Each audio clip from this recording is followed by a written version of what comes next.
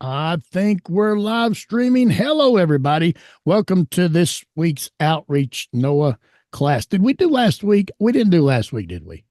No, No, we didn't do last week. you had that emergency thing with Danielle. Danielle, yeah. But it's good to be back tonight. And we apologize for those things happening. But again, I want to say it certainly is good to be back here tonight. Those of you listening on Power Faith Radio, we thank you so much for joining us tonight.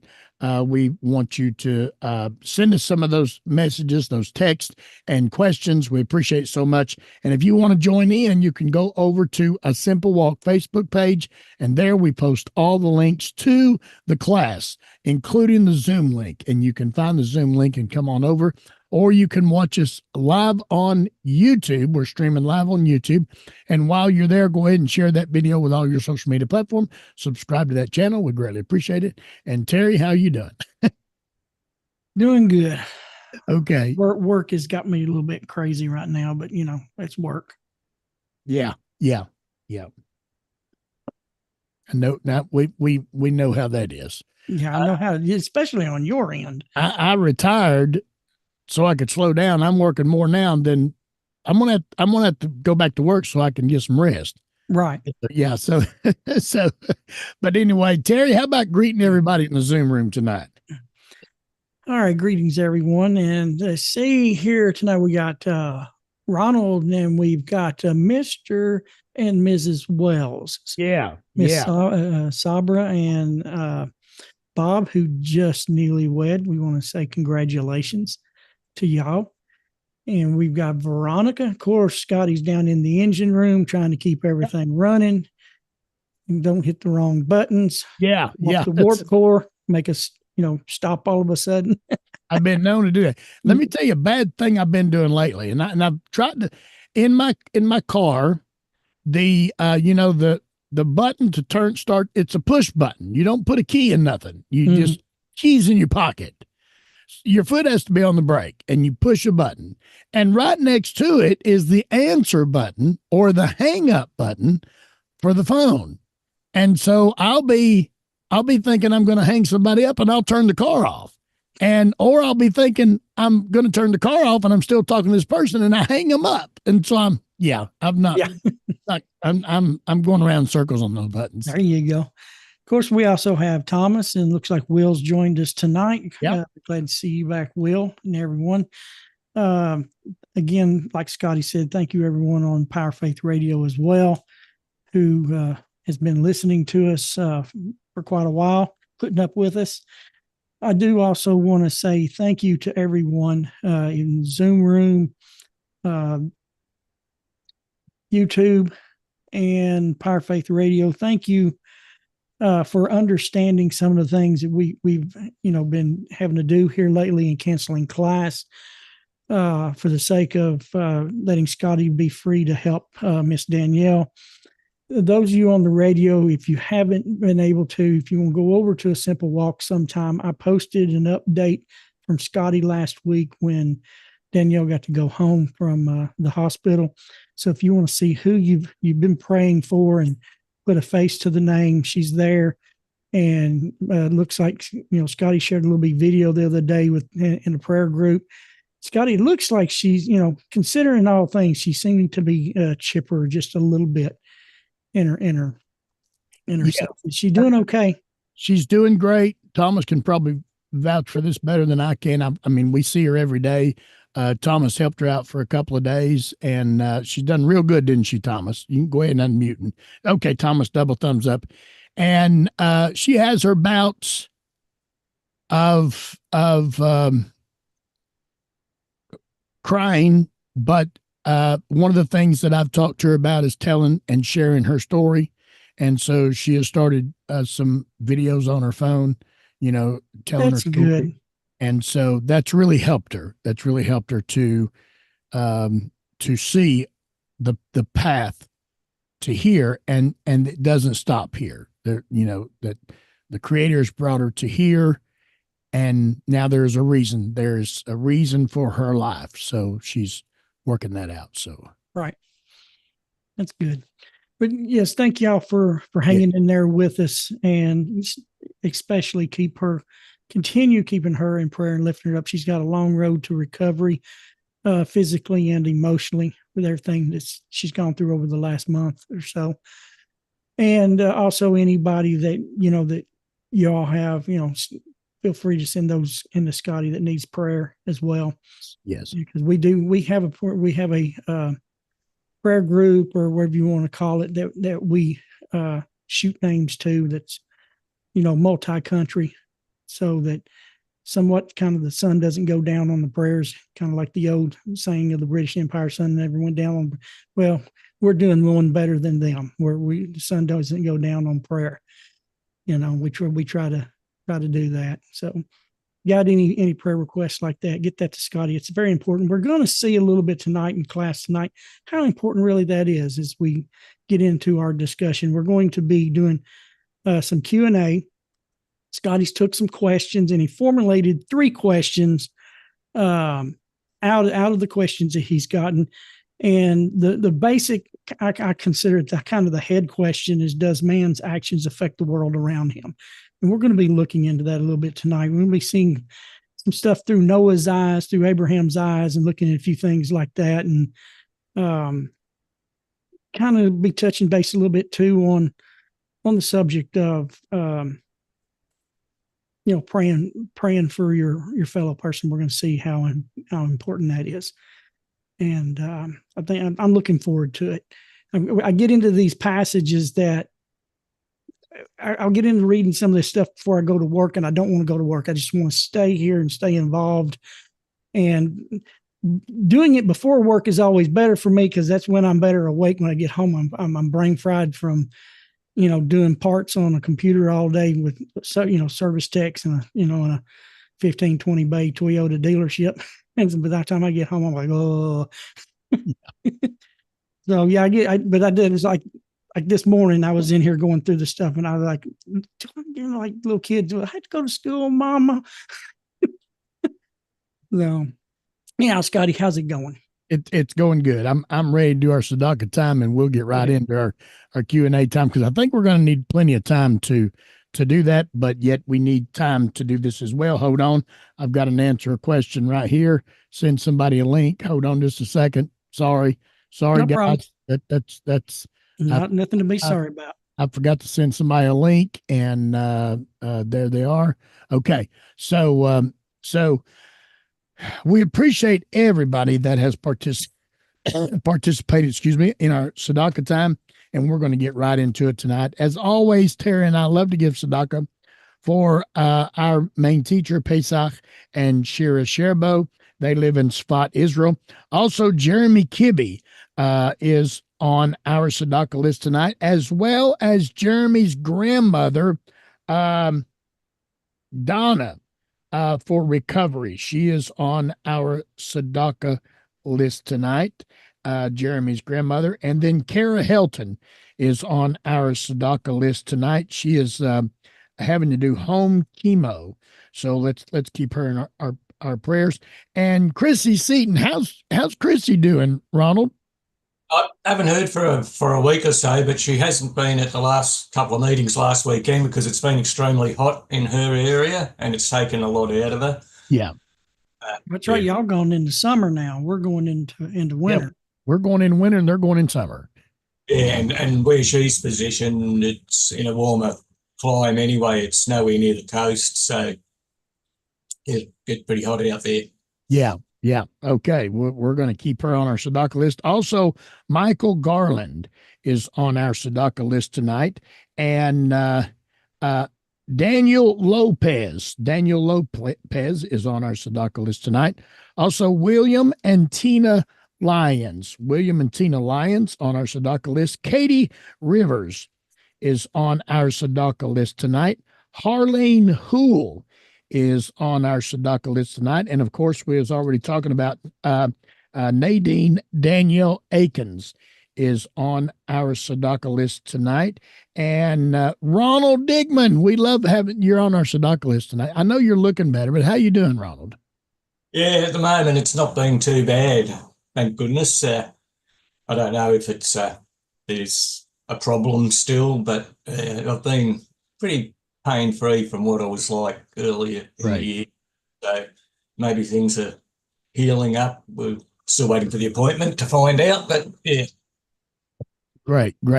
So how's your sister? Give us your sister's name. You know how bad I am with names. Give us your sister's name and give us an update on her. Diane Bankier. Yeah, she's not doing too well. They seem to think that all the pain she's suffering, the back pain, is a nerve issue, which is I don't know how to word it. I used to know how to word it. I've suffered it myself. It's the brain sending pain messages to her back, but there's no issue. It's mixed messages from the brain. Also, she's had an injection, a blocker, a week and a half ago will be now. But when I spoke to her, it was about 4 days after. They said it could take up to 10 days to kick in. And I thought, well, I don't agree with that because it should be kicking in pretty quickly. Yeah. I've been there myself with them. And it hasn't done anything. So she's still got no relief from the pain. She's basically been flat on her back for the last few weeks. She just can't get comfortable. It's just really bad. Really pulling it down. Okay, we're going to keep her in our prayers. We're going to keep praying for her. Also tonight, Warwick Marshall is on our Sadaka list tonight. And we got a text from Fred Walls just prior to the class tonight, and he just got out of the hospital. So we're going to give Sadaka for him tonight. And I was just getting a text from Joanna, and she says that Hudson's, that's the little boy we sent the care package to, his mother is in the hospital with blood clots. Her name is Sydney Grisham, Sidney. Did I pronounce that correctly? Sydney Grisham. So we're giving Sadaka for her tonight. She's in the hospital with blood clots. And then on our blessed memory Sadaka list tonight is Daryl Moore. And we ask you that maybe if you didn't catch those names as we were going through them, maybe go back through the class tonight and write down some names. And through this next week, you could possibly see a charity box somewhere and give some charity in for their name. There was something that I came to knowledge about this week when we were getting Danielle dismissed from the hospital. There is, and I guess I knew this. Some of you might have known this, and I didn't know it. I didn't realize it. But in the hospital, there are people that are working. Sorry, I'm going to have to get me a cough drop here. People that are working that get stuff donated. So Danielle had a wheelchair donated and a couple other things that she was needed. And it didn't come from the hospital, but it came from people that are in that, like the discharge planner, things of that nature. And they are in contact with people in and around the hospital that donate things of that nature. And so they have a couple of facilities here in Blount County that they get a hold of and help donate to those. So that's another avenue. If you feel like you would like to help donate, you can go to a hospital and say, hey, I would like to, donate some. Of course, I'd send a lot of people out, ask them to go to, we have a local funeral home here that I, kindly people would come, we'll go over there and set up some funds. But anyway, there's always a place for you to give charity, to give tzedakah. I'm going to take a deep breath and we're going to try to pray tonight.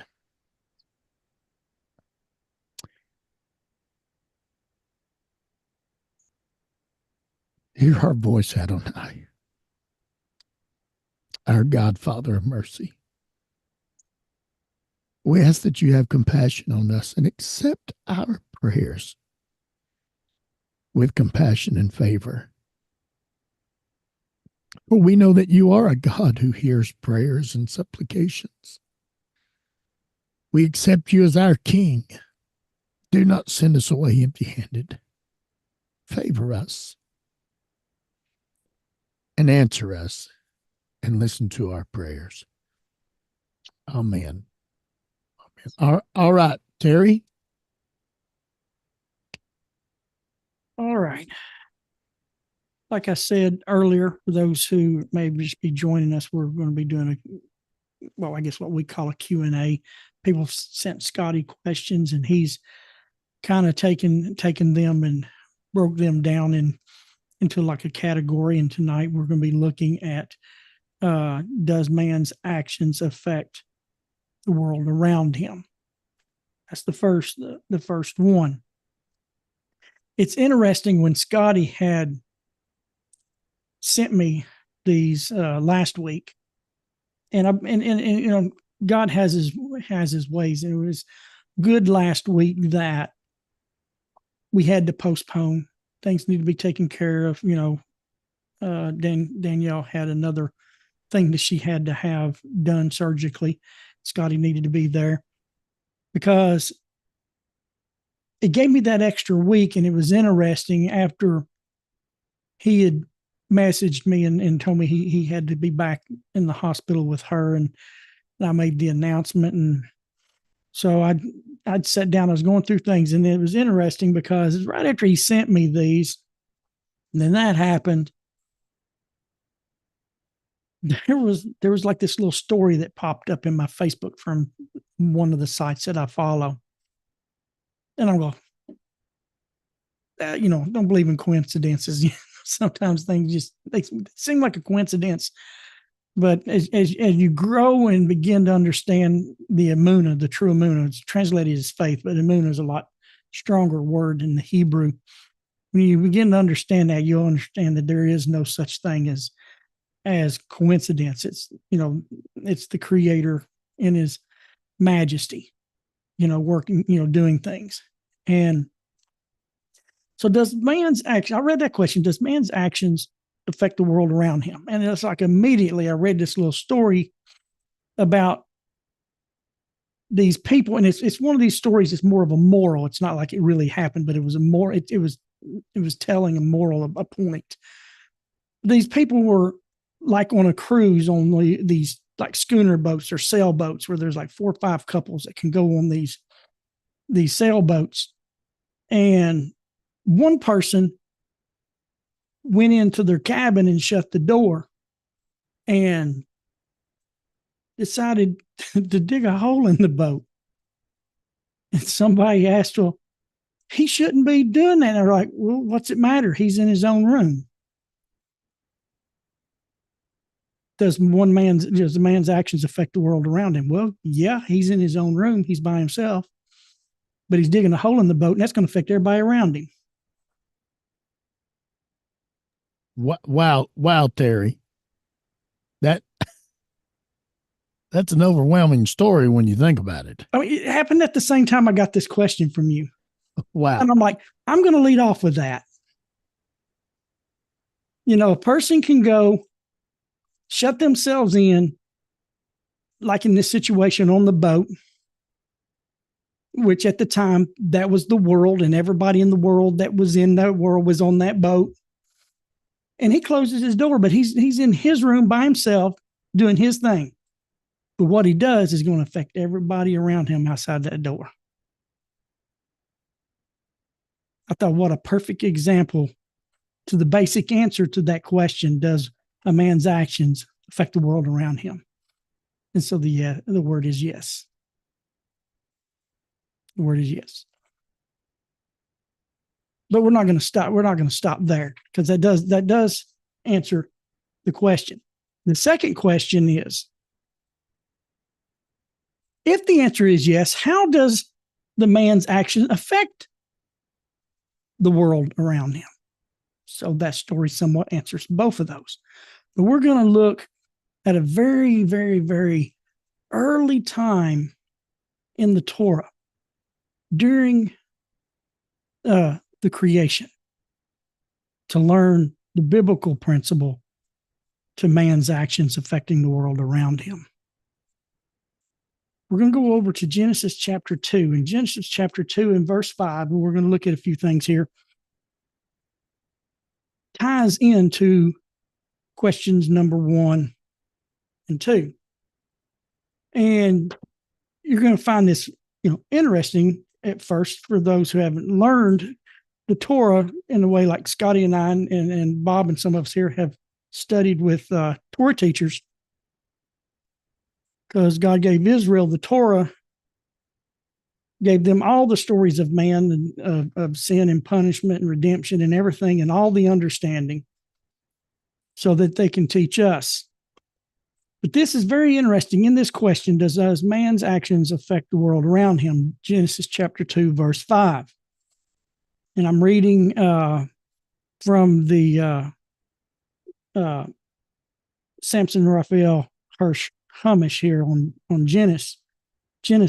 And we're going to look at his teaching on this, which is other sages have taught on this as well the same way. It says, all the growth of the field was not yet on earth, and the grasses of the field had not yet grown, for God had not yet sent rain upon the earth, and man was not yet there to work the soil. And the sages teaches us, when God told Adam or told the world, I think it was on the 5th day, to bring forth all the vegetation, it did, but it hadn't broke the surface of the ground yet. Everything was there. Everything was ready.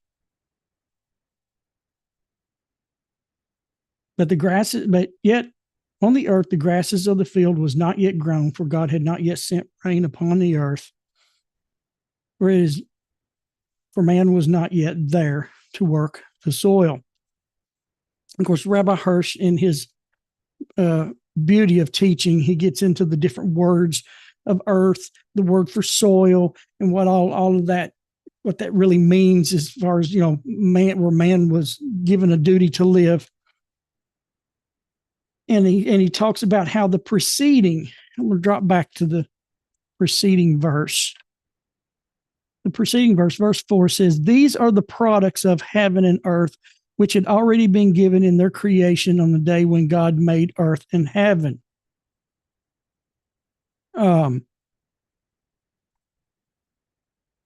Hirsch goes on, he says, the preceding verse 4, was the introduction to the history of mankind. It taught us that the development of the world after its creation depends upon man and his conduct. Talking about man's actions.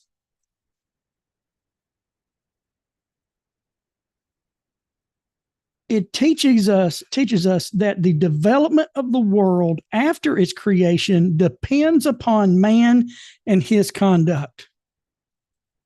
Hence, the narrative now returns to the moment in which creation had come to a temporary standstill, awaiting its completion and subsequent development by man. The earth was in standstill, waiting for man to act. We're talking about man's action and affecting the world. The world came to a standstill. There was no man yet for the soul. Nothing was happening on the earth without man's involvement.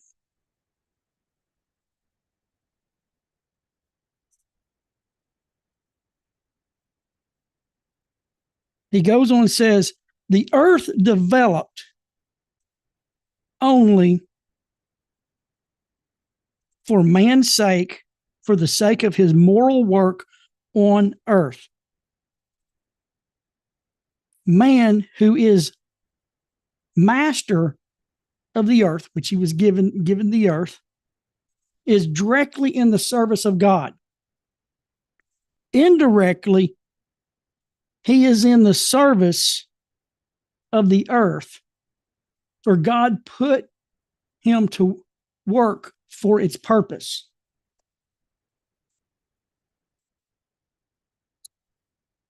In lieu of what that says here, that Nothing had happened yet upon the earth because there was no man. No rain had come because there was no man. Nothing had broke forth the soil, for there was no man to toil the soil. And man is its master. He's directly in the service of God and indirectly in the service of the earth. And that's his purpose. Years ago, matter of fact, the very first blog I wrote on was man and in his actions with the earth back around 2010 or so. And it was actually born out of this passage, but also was inspired from the writings, this writing from Rabbi Avraham Chaim Fear, who this particular book is on what's called the Shemona Esrei. It's the main prayer of the Jewish people that was written by a group called the Men of the Great Assembly, which included the prophets of the day, like Jeremiah and Isaiah and all them. It's the main prayer of the Jewish people that the prophets taught Israel when they came out of the Babylonian captivity, that they still pray 3 times a day today. And so in his book, teaching on that I was studying at the time, I come across this and it comes from this passage. He's discussing a little bit here from this passage in Genesis 2:5, and he says on the aspect of prayer, and we're going to be looking at prayer again here in a little bit with Abraham, but he says, in truth, just as the stars influence man and man's influences the stars, because the forces of nature not only challenge man, but they serve him as well.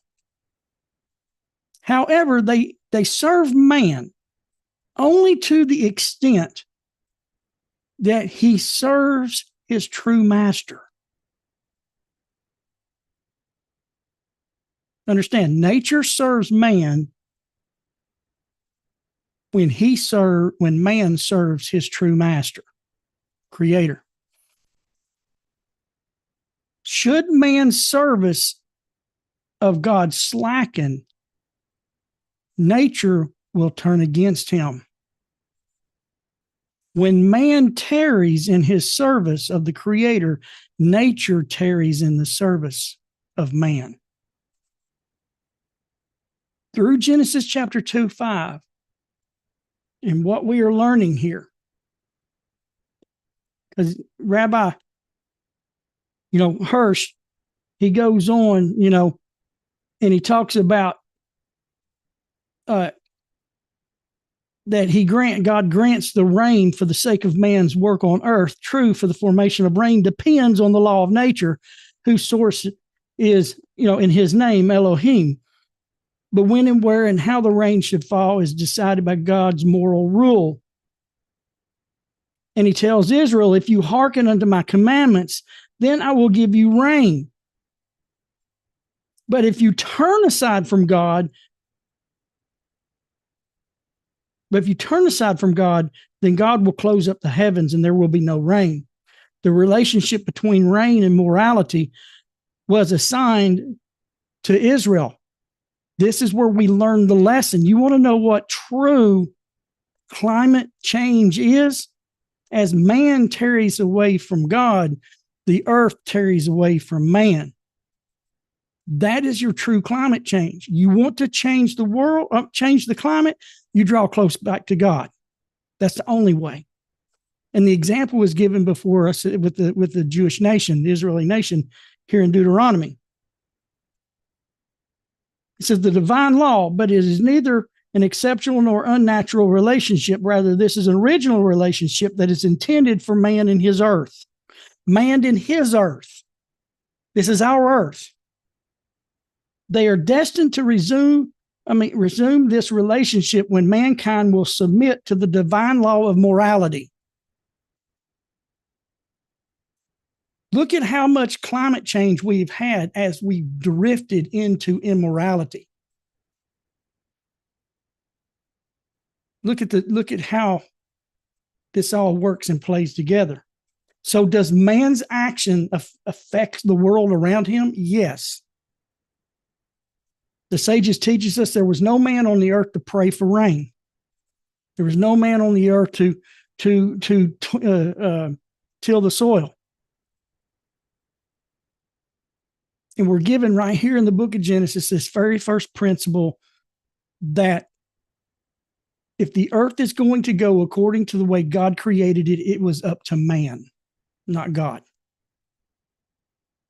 And a lot of people call and pray for God, come heal our nation. He didn't mess it up. If you want to be able to walk across your yard without being swallowed up with the weeds, you're gonna have to get out the mower yourself. You're gonna have to mow your own yard. And that's what we learn here. The earth came to a standstill waiting on man.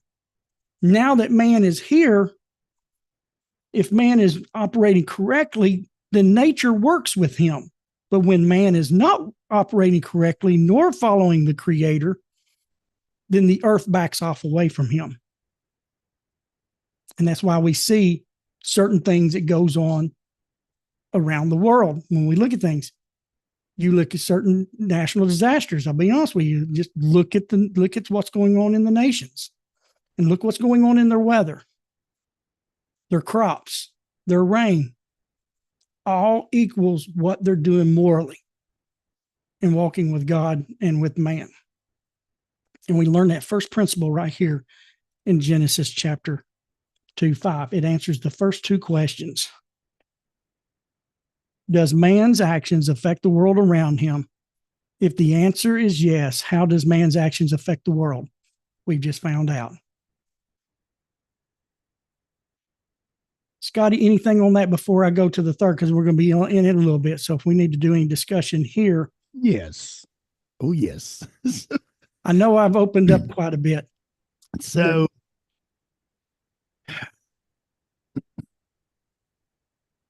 let me do the back end one first, and then I'll go back. We need that music. Dun, dun, dun, dun, Yeah.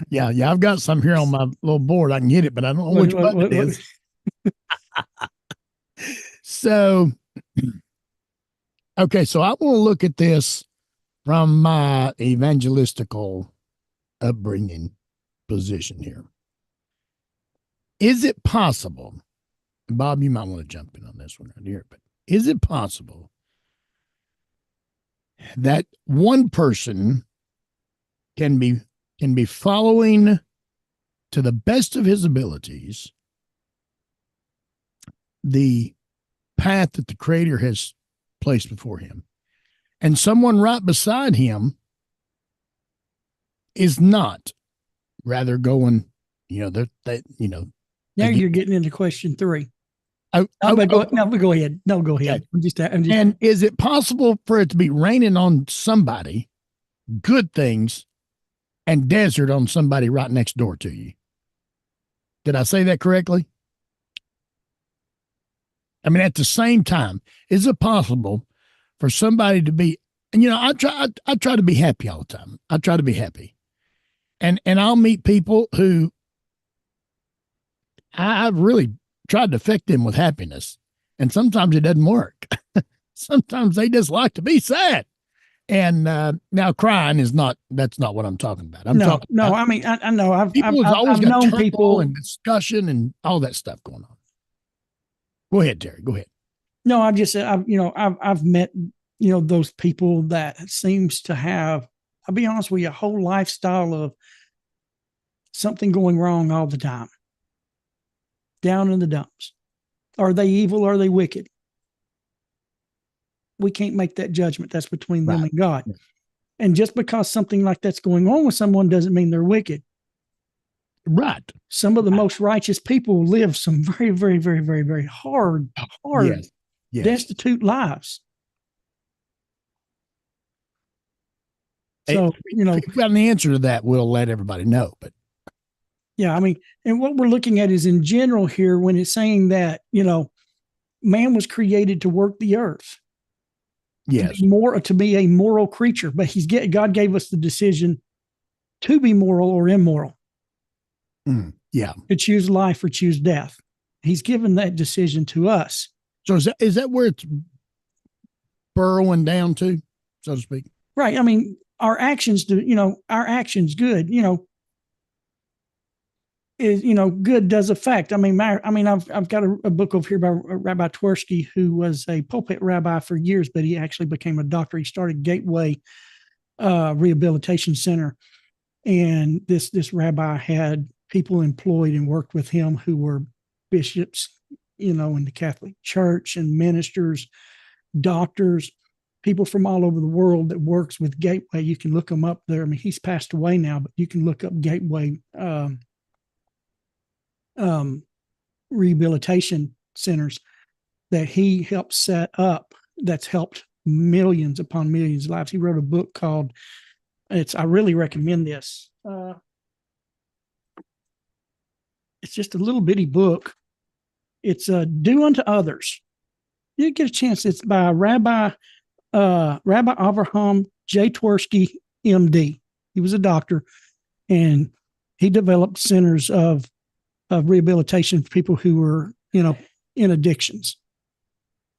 And he's had people from all walks of life, Buddhists, Catholics. He was a rabbi. He brought everybody together to help one another. And this little book, it's not big. I mean, it's one of these it's one of these goosebump books, because he's got stories in here of things that goes on that and how they've helped people and different things. And it's talking about do unto others how good deeds can change your life. That's the main title of this book. I really recommend it. Look it up on Amazon. And it's a good book for your library. But yes, our good deeds and our bad deeds, they do affect. They do affect our world. They affect the world around us. And sometimes we won't see the effect. Sometimes the effect may not even be within our own lifetime. I've even read some stories where certain people had, grandparents or great grandparents that, either planted seeds of righteousness or wickedness within that family, and it didn't affect them in their generation, but 2 or 3 generations down the road, it made effect. And even so, your good deeds that you do today, you don't know what it's going to do, 2 generations down the road. How can I affect anybody? The Creator has a way of taking your action. It's kind of like sound. Your actions are like sound. Sound never stops. It keeps going. Even the sages teaches us that the very words that God spoke in the beginning, where it says, and let there be, it hasn't stopped. The reason why we have light is because when God said, let there be, his words never stopped. They're still echoed out through eternity. And so we created in his image is the same way. Our deeds and our words, they continue. They continue on from generation to generation, and we may never see the effect on what it does. And a family, I've known people whose families were really pretty rough in the past.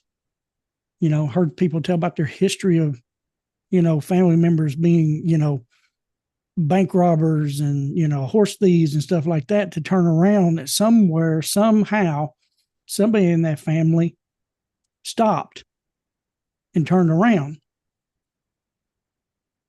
And now they've got family members that are, good quality leaders. Some of them may even be ministers or doctors helping out people, all because someone 2 or 3 generations ago says, no, we're not going to live like that no more. So yeah, it does. It not only affects the world around you, but it affects the world beyond you. Our actions affects the world beyond us. We're going to see that here in Abraham and Noah. Go ahead, Scotty. No, that's you just covered everything that was going on there. So I want to go back to the beginning where you were talking about things affecting the world. And Bob, I'm just now getting to it. Not this Bob here, but the Bob over here. So this is the Bob over here. He said, I've heard all my life, And so he's asking for a little, just if you want to discuss it, maybe from our end to give a little more clarification on his end to the statement that he's heard all of his life. This world is not my home. Is that a true or false statement? That's false. God created the world for us. Matter of fact, I don't have the passage. I may be in the book of Psalms. I can find it. I won't find it right now, but there is a passage where it says that, the earth is in the inheritance of the righteous. Yeah. I think King David says that, but I'm not going to swear by that. But it's in the Tanakh, the Hebrew scriptures, where it basically says, and I'm paraphrasing, that the earth is the inheritance of the righteous. And what about statements like, I hate this world?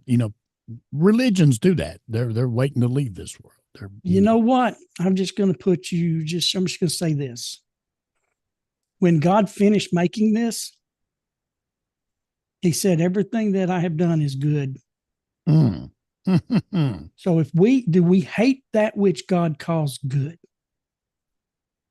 Are we trying to get away from something that God gave us and he said it is good? Well, there you go. There you have it. The earth will be here forever. It's the inheritance of his people. Yeah. And his people is Israel, but so are we. We're his creation. He's got priests and he's got us. He hasn't thrown us out to the wayside. Matter of fact, we are the largest part of his creation. Even the rabbis will say that people want to convert to become Jewish and stuff. And I looked into that, and they look at you and they go, why? Why? We're just the 1%. You're part of the largest thing God's doing. Can you think about that? Humanity is the largest thing that God's doing.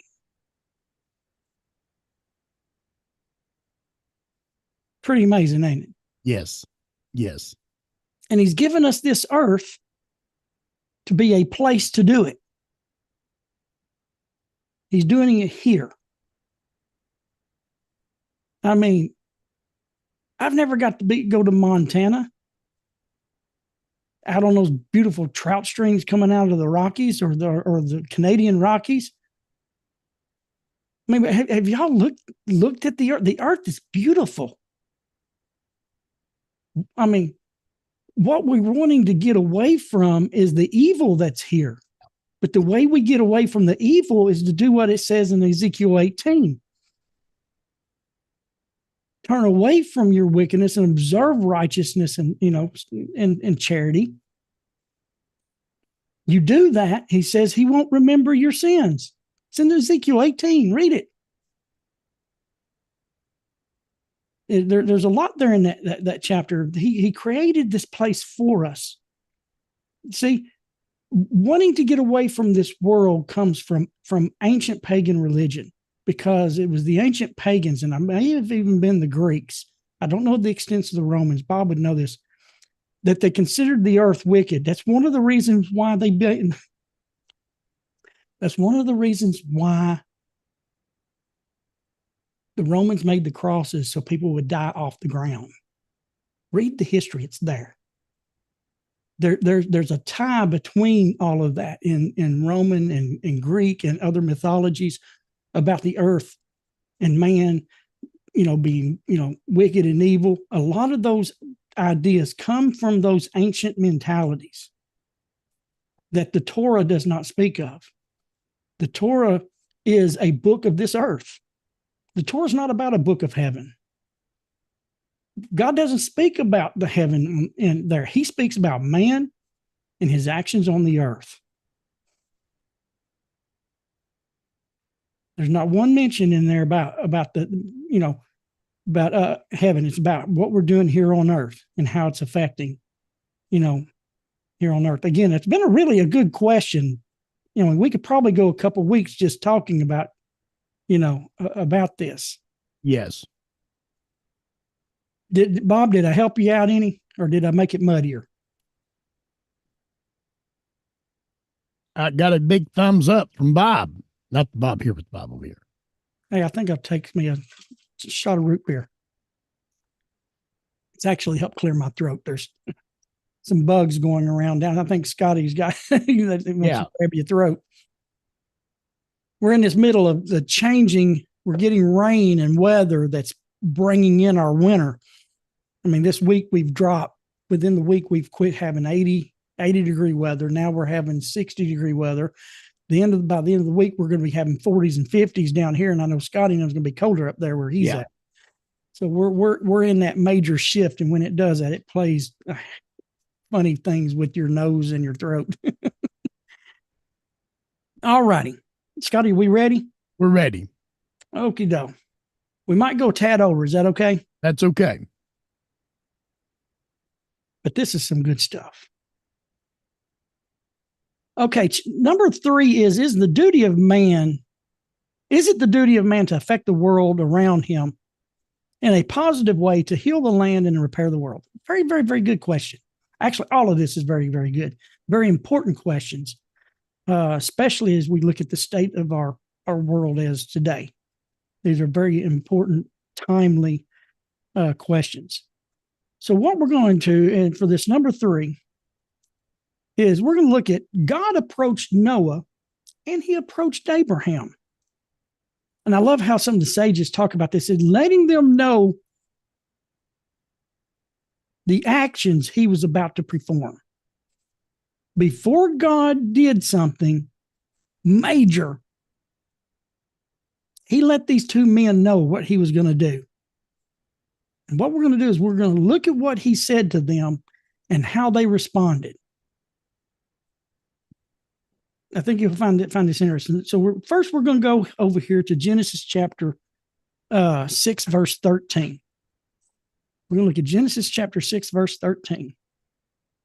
And God speaks to Noah here. He says, and God said to Noah, the end of all flesh has come before me, for the earth has become full of robbery because of them. And behold, I am destroying the earth, or I am destroying them from the earth. Let me read that again. And God said to Noah, the end of all flesh has come before me, for the earth has become full of robbery because of them. Again, their actions is causing the destruction of the earth. And behold, I am destroying them from the earth. He didn't say he was destroying the earth. He was destroying them from the earth. He's not blaming the earth. Okay. Now, let's go look and see what he told Abraham. And I love how some of the sages teaches God had introduced or invited each of these men into a conversation. So one of the Torah sages I had read when I'd studied this one time is that God had invited each of these men into a conversation. Now with Abraham, we're looking at Genesis chapter 18, verses 20 and 21. And if y'all need me to repeat these verses again, Scotty, if somebody puts in there, I need to repeat them, let me know. And I'll Genesis chapter 18, verse 20 and 21.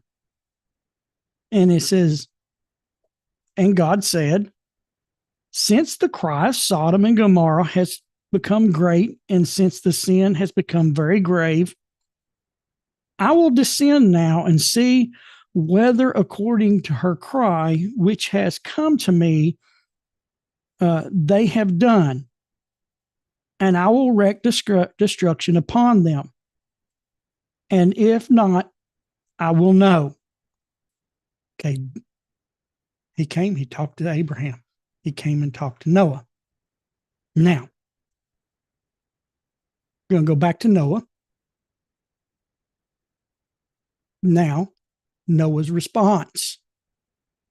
Genesis chapter 6, verse 22. Genesis chapter 6, verse 22. And Noah did according to all that God had commanded him. So he did. because you read on from verses 20 there, he begins to say, he's talking about he's setting up the covenant, and he's going to be building this ark and different things and bringing all these animals. But at the end, Noah's response was, and Noah did according to all that God had commanded him, so he did. That's Noah's response. Now let's look at Abraham's response. Genesis 18, verse 23 and 24. And Abraham, and we're going to look at these two verses here a little bit in depth, because there's things here that's hidden in the English that when I learned this, basically somewhat changed my life in some ways. But it says in verse 23, how Abraham responded. And Abraham approached and said, will you destroy the righteous with the wicked? Perhaps there be 50 righteous men in the midst of the city. Will you even destroy and not forgive the place for the sake of 50 righteous men who are in its midst? And the number 50 is reason why is because there were 5 cities in the plain of Sodom. And so Abraham looked at them as one group, and there was 10 men in each city, because 10 in Torah is a quorum. So Abraham approached and said, will you even destroy the righteous with the wicked? Perhaps there be 50 righteous or 10 men in each city. In the midst of the cities, will you even destroy and not forgive the place for the sake of the righteous who are in their midst? So what we have here is with Noah, our sages teaches us, God invited him to a conversation saying, I'm going to destroy y'all flesh because of what it's doing. And he told Noah how to prepare for this. But Noah, being righteous, did everything that God told him to do,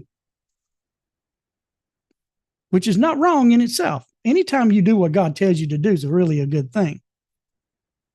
What Noah did not do was pray for the people of the world.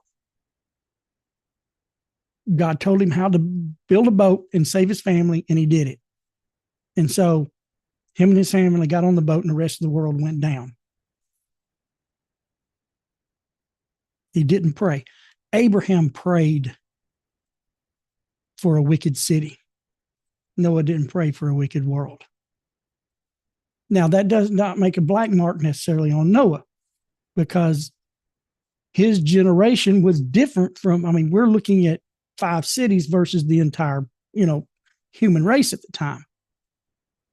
So there are things there we also learn. But Noah, God starts out the story with Noah as, this is who Noah is. He's a righteous and moral man. So God starts out with a very high note. Matter of fact, there's no person in the Torah or the prophets ever called by God righteous other than Noah. It's interesting.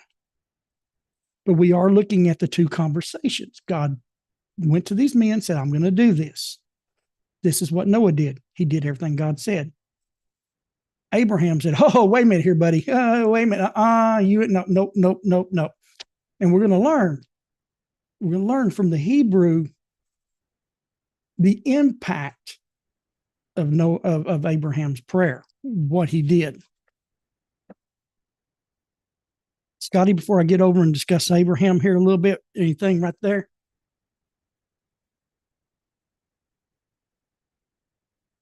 Fasten your seatbelts. The ride is about to take off. I get it. I love studying and learning this. I'm going to go through quite a bit here, Scotty. Like I said, I'm going to go over here a little bit. I know it's 5 till, but I want us to see some stuff here with Abraham, because if it is the duty of man to affect the world around him in a positive way, and heal his land? Is it? Does man's actions affect the world around him?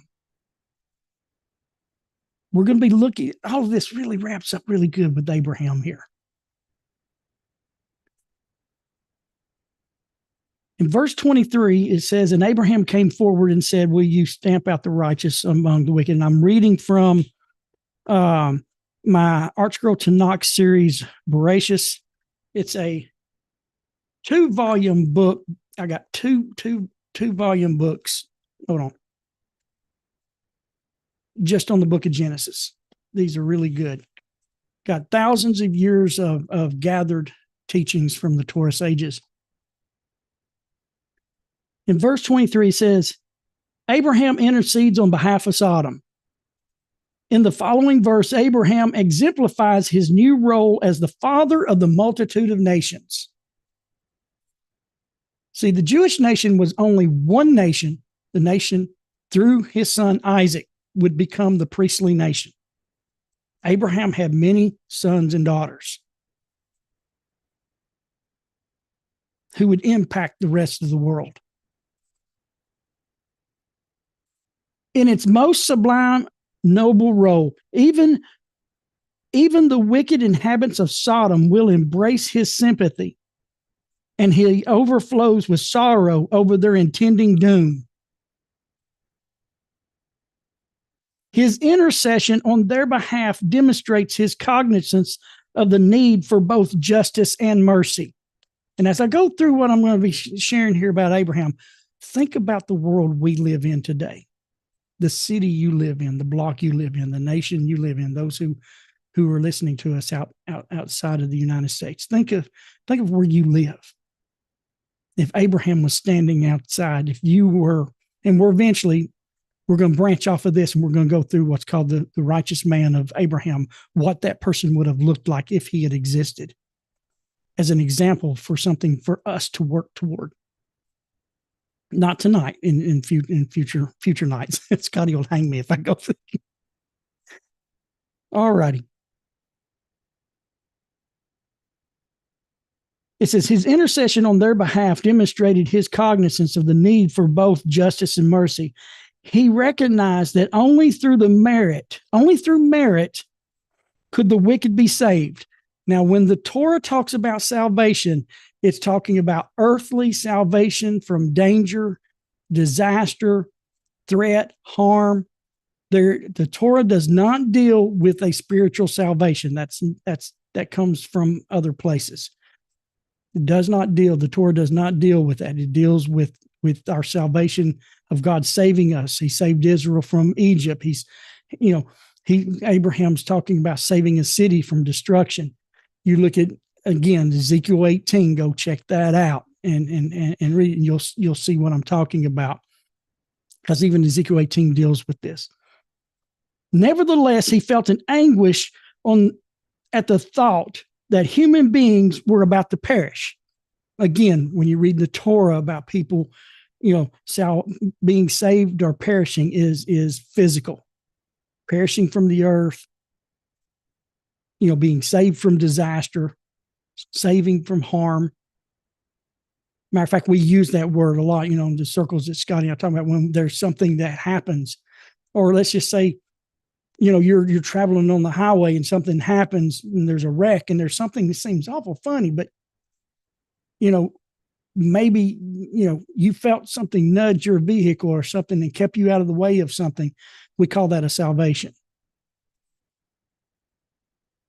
It is the characteristic of Abraham in contrast to Noah, who held his peace and when told of the impending flood.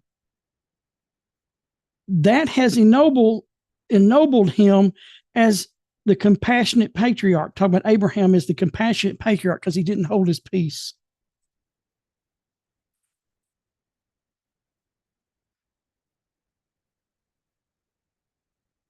Some of this is not, for the sake of time, I don't really have to go through tonight. This is the part I wanted to get to here, where it says Abraham came forward and said. The word there where, in English you read he came forward, he appeased God, he approached God, depends on how it's translated. That word there is vayigash.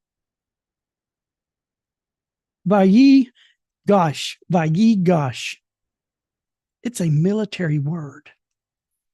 It's found in the book of Samuel. It means that he literally drew near in prayer. But the word here, vayigash, connects to battle. It's used in the sense of when an army is about to lay siege of a city. This is how Abraham approached God. He approached him in a militant way, like he was a soldier approaching a city to take over. That was the boldness of Abraham in this approach to God. His appeasement and his prayer. Abraham came forward for all three purposes. He came to do battle, to argue, to appease, and to pray. When God told Abraham he was going to destroy 5 cities for their sin, he put his battle armor on and he went and he approached God like a mighty soldier. He argued with God. He appeased him. He prayed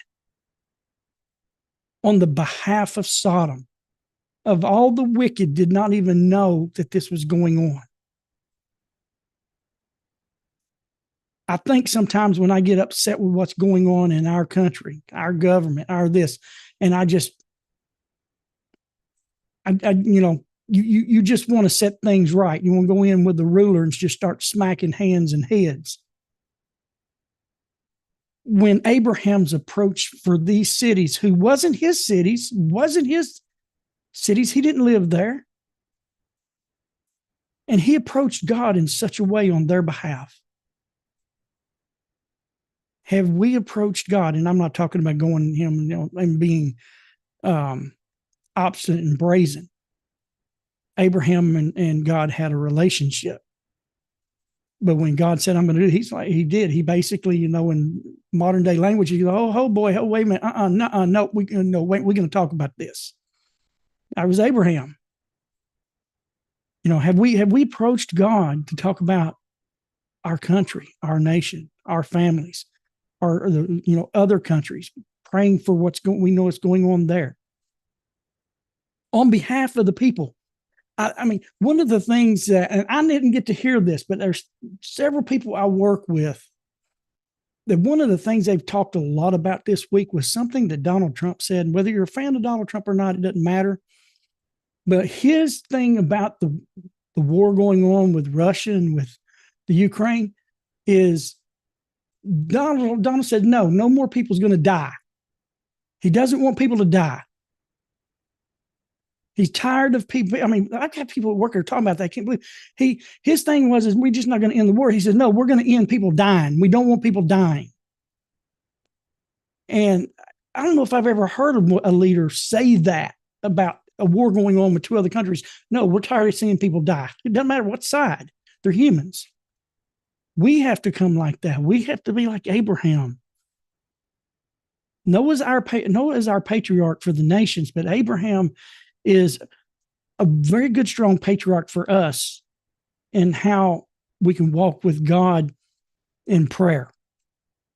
It says this statement, get this, Abraham came forward and said, this very statement in the Torah is the first time we find a man praying on the behalf of another. Thus, Abraham mustered all his inner resources, having no precedent to look back upon, both his gentle and his hard qualities, to intercede on the behalf of the inhabitants of Sodom. Here is our first place where one man prays for another man. And our Torah sages teaches us where there is a first in the Torah, there is a foundation and a president that is there forever. It can't be changed. It's the pure literal sense. So if you struggle with prayer, maybe go back and look at this. Abraham came forward and said, and sometimes that's just when you can't pray, sometimes you just need to go to God and just speak. Just speak, because Abraham went what was in his heart. This is the prayer. This is the prayer that we are to do, to come to God with what is in our heart and just speak. And here, this is the first instance for a mother praying for another. So I've even heard questions. I've heard questions. Is it okay to pray for someone else? Now, the sages do say the strongest prayer is from the prayer of the person in need. But the prayer from someone else, if you're reaching out and you say, tell somebody, please pray for me, that prayer is important. When you start praying for another person and you go on behalf of that person, like Abraham is going on behalf of the people of Sodom, men and women, children he didn't even know. But he knew there was wickedness there, but he didn't let that stop his prayer for their life, for their life to be saved.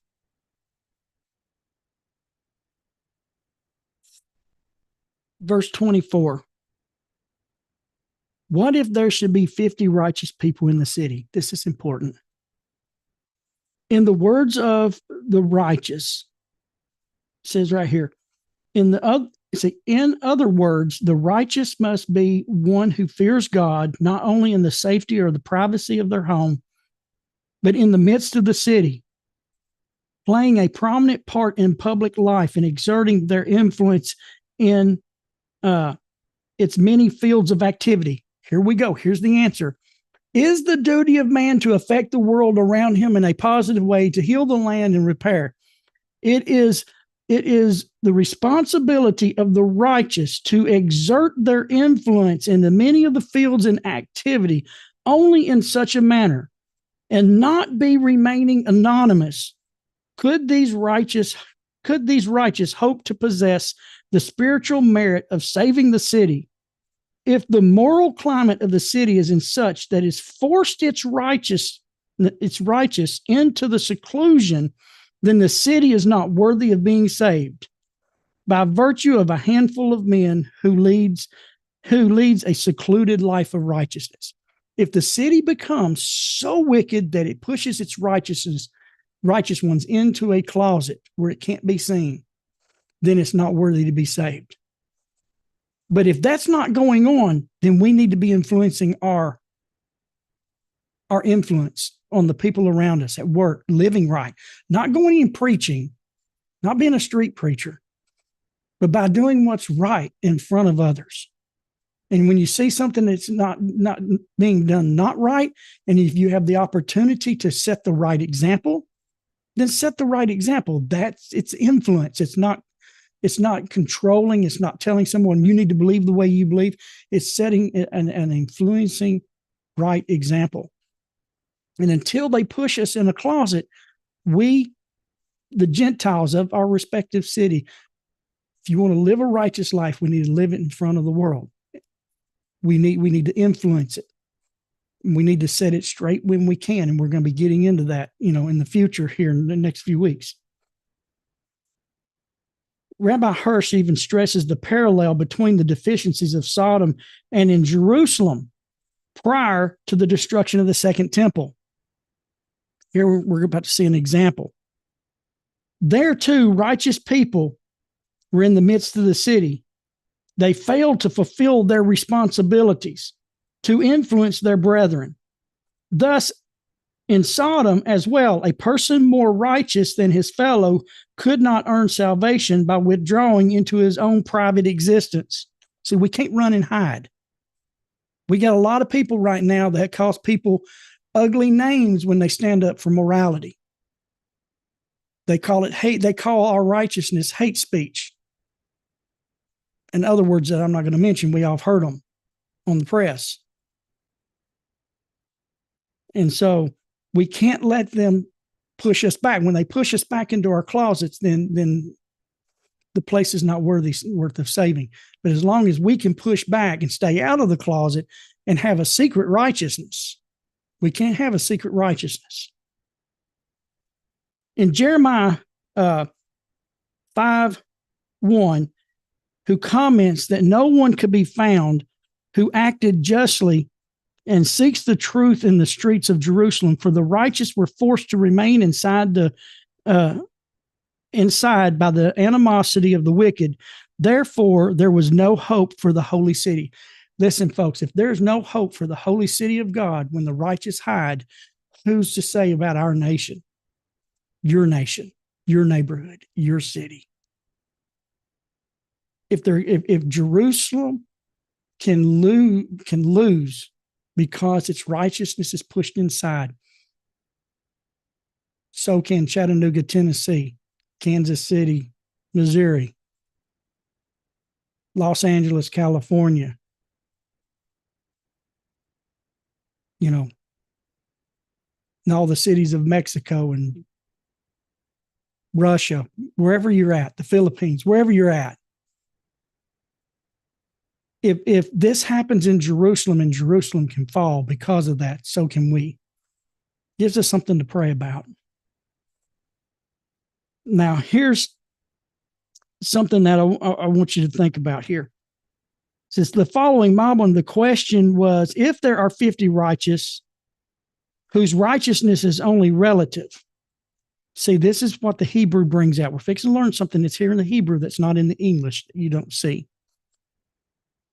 You're going to see also an intent of Abraham that's been invisible to all of us that doesn't know the Torah in its original language. Whose righteousness is only relative in the midst of the city, in compassion with the rest of the population that would be prone of indiscriminate punishment by the destroyer. Footnote here says, Abraham knew very well that there were no truly righteous people in Sodom. If Lot was the greatest among them, and Abraham was painfully aware of Lot's shortcomings, how righteous could others be? However, Abraham was also convinced that no matter how immersed Lot had become in the evil ways of Sodom, he could not have become deserving of destruction. Abraham thought that there must have been others who were similar, people who submitted to wrongdoings as long as they were not ascendant, but who could also be saved. If Sodom was punished rather than destroyed, perhaps there were more people who could take lead in achieving repentance. Thus, the phrase "in the midst of the city" is not intended to describe their whereabouts, because the same phrase occurs in verse 26, where Sodom is specified as the place rather than described. It describes the Tzaddikim, the righteous people, qualifying their righteousness as only being relative to the general wickedness of Sodom. Had they lived in other cities and civilized citizenry, they would have been considered worthless. This is similar to the description of Noah as a righteous and moral man.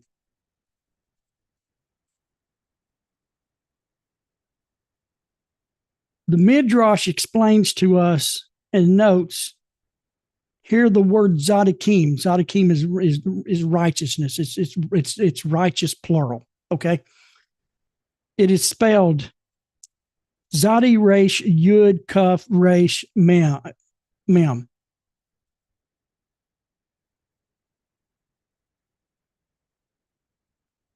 Wherever the word Zadikim, righteous people, is used in connection with Sodom, if there's 50 righteous, it is spelled defectively in the Torah. When God told Moses to write this down, he told him to leave out a yud in this word. The word righteousness here is Zadikim. It is Zadi. Zadi Dalit Yud Huf Mem. The second Dalit is missing. I mean, the second Yud is missing in the Torah. We don't see this in English. This is telling, when this is read by the Jewish people in the Hebrew, when they study the Torah, it tells them something. It's a sign. It's an oath. It's a sign. Without the second yod, it indicates that their righteousness too was doubtful and defective. Abraham's request was that even if such an inferior righteousness could be found in 50 people, of all the towns should be saved and merited to live. When they read this in the Torah, when God says, or when Abraham says, if there be 50 righteous, the word righteous there is not spelled correctly. It's missing a letter. And when that word righteous is missing a letter, it represents a defective righteousness. And so when Abraham asked for 50 righteous, he asked for 50 defective people, not 50 straight up, straight ruled people, not the Tzaddikim that we see in the prophets, not those kind of people. We're talking about the people who are trying to live righteousness, but there's aspects of sin that's in their life on a regular basis. It's a defective righteousness. And that's what Abraham was asking God to do. Listen, I know they're not the righteous kind of people like Noah. Noah was righteous and he was a moral person. According to his generation, he was there. He wasn't asking for somebody like that. He knew Lot was righteous, but he was also messed up a little bit. And if there were people like him there, would you save the city? He didn't ask for 50, people who we would consider, the righteous people, the like the Hasidim, those who live a very godly and strict, observant life. He wasn't asking for that. He was asking for that everyday righteous person who struggles with his righteousness and it's defective. And so when we look at our nation, when we look at our neighbors, when we look at ourselves, and we look at Abraham saying, hey, come on, God, listen, if there's at least 50 defective people in there that have some semblance of righteousness that can be brought to repentance because they're saved from this destruction, would you save the city? So when we're looking at our nation and we see what Abraham saw in Sodom and what the Torah in the original language is telling us he said, he approached God with boldness. He approached God with compassion and tears over Sodom and even knew that there wasn't a person really worthy of being saved there. But he's like, come on, God, listen, at least 50 out of the hundreds and thousands of people that were there, even if they're defective, maybe they're not, maybe they're sitting on the fence, straddling the fence, or maybe they're leaning more one way or less the other.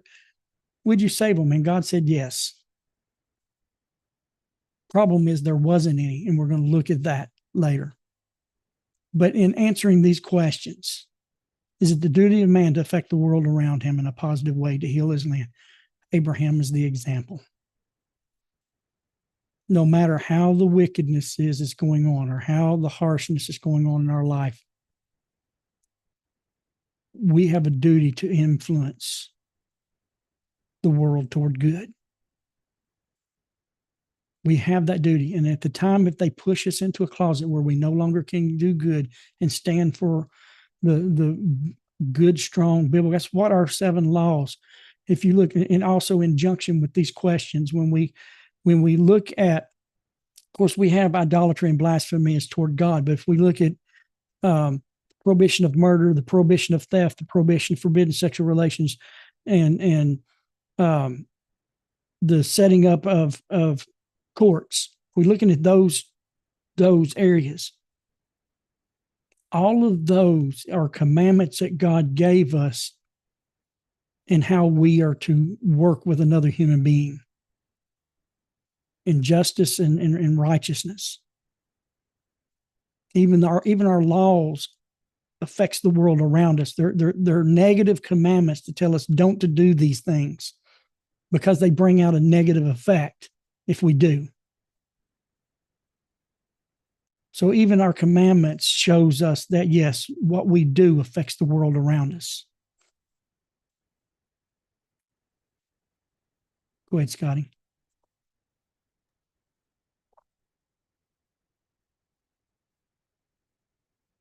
A lot of people talking tonight. This is great teaching.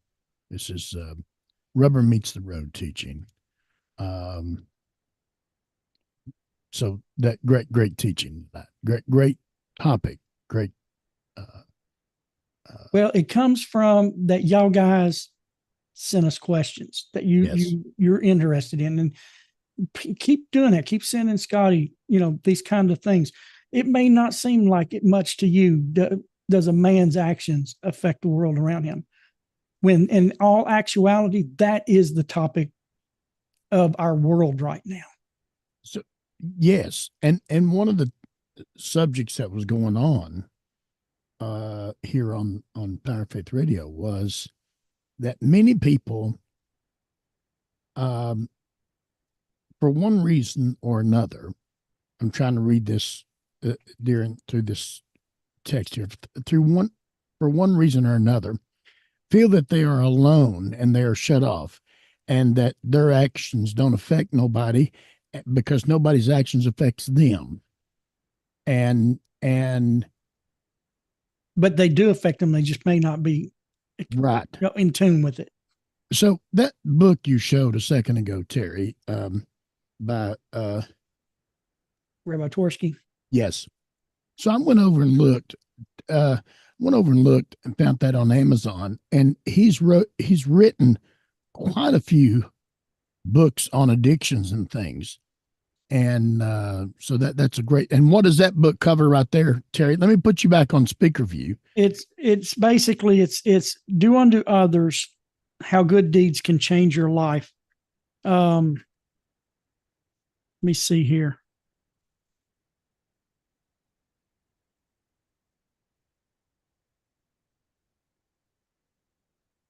I like what he says here. He quotes out of the book of Micah, for what does the Lord God ask of you but to act with kindness, do justice, walk humbly with your God? Mitzvahs, which is Hebrew for commandments, not only bind, but also break through barriers, bringing people together as brothers as they should. I mean, it's just, I just here in the flap, it says, people of all ages and faiths are eager to read books that will satisfy their hunger of their soul. In Do Unto Others, they will discover inspirational stories of everyday people who have turned their lives around by doing good deeds for others. Through a collection of stories and anecdotes and parables, the reader will experience the true spirit of doing unto others as you would have them do unto you. And it's just, like I said, it's just a really good book on showing working with one another. Just I've got, as anything, I've got a lot of highlights. This book, I do a lot of highlighting, but it's one I do recommend for yourself to. And one other here, since we're on the topic. I just thought of it, so give me a second to find it. Oh, right here. I recommended this before. This was recommended to me. This is written by a Jewish lady. called The Other Side of the Story, Giving People the Benefit of Doubt, Stories and Strategies. This is really a good book too. Talks about how things happen. Like in one story in here, some people were having a deck built and the guy disappeared, never came back and finished his job, and how they were going to get angry. They were going to sue. They were going to do this and that. And then they go and they tell the other side of the story. And so that along with doing good deeds, giving someone the benefit of a doubt, this is another good one. This was recommended to me by a friend. I haven't read the whole book, but I have read quite a bit of it. It's just one of those. It's full of good. I don't know if she tells how many stories she's had. I've got several books kind of like this. And who is that by again, Terry? This is by Yehudis Samit. She's a Jewish lady that wrote it. And what it is, I can't remember. I can't remember if she had like a article or something she was written or something. She had, I think this is a collection of stories of people that were either she taught or something had just gave her, and she started putting this all together. And people started sending her their stories, and she put them together in a book, book form. And so it kind of goes on along the same subject as what we were talking about tonight. I'm trying to see if I had something here highlighted that I could share. Like chapter 3 is judging your fellow man justly. Is a really a good chapter. And like I said, this is written by a Jewish lady, so there's going to be some Jewish stuff in it, but it's stuff that we all can glean from. Just right here, our sages tell us that there's other ways to reach out. Just as we can always pray for a person, so too can we help others by judging them favorably. Even if I can't be near you and I can't help you out of other ways, I can bring blessing into your life by speaking positive about you. So that's just one example. Yeah. That's in there. All right. Terry, we have a request in the close tonight. Okay. From the coffee shop group. Hadn't heard from them for a while. And I'm glad to hear from you. Yeah, we hadn't heard from them in a while. So they asked that in our close tonight that we do the prayer again that we used during the Tzedakah time. And so what we will do, if it's okay, we'll say our goodbyes. We'll say this prayer. We'll pray this prayer, not say this prayer, pray this prayer. And it will be our closing position, and we'll stop the live stream. Okay. So, but before I do that, Veronica's favorite prayer type. I can't say it as good as Hit you. Bidadoo. Hit Bidadoo. That's Hebrew for personal prayer. Personal prayer. You really don't. I'm choosing my words wisely. You know how I do this, Terry. You really don't. Real prayer is not done in a microphone. I used to say that all the time in the tent when we traveled. Real prayer is not done in a microphone. Real prayer is done when when your compassion for others has overwhelmed you, or you have a need so great that you find yourself really crying and talking to God from your heart. And that can be done with a lot of people around you, and you don't even know they're there, or it can be done walking through the woods, just going somewhere and praying. Veronica has a great, I don't know if you know this, Veronica. I think you do, but she is in great positions to do Hit Bidadoo. she's by herself a lot and has plenty of time. I'm sure to pray and seek the Creator. But anyway, we'll just get right into this prayer, and we'll. I find myself anytime I start to pray anymore, I'm just my compassion overwhelms me. So, okay, let's pray this, and then we'll come to a close.